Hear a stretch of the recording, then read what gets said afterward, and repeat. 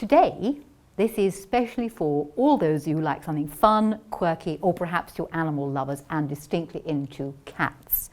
This template I'm going to use does a rather nice cat design. In fact, the template is called Fat Cats. It's a template made by a company called Easy Quilting. The Fat Cats template can be used as an applique, you could apply it, or it could be used as a pieced piece of design.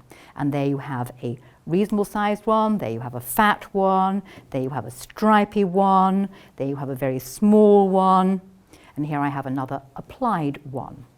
This one is waiting to have his, oh, some thread on there as well, to have his eyes and his whiskers and his nose put on, and you will get your fat cats. So that is the one that is pieced.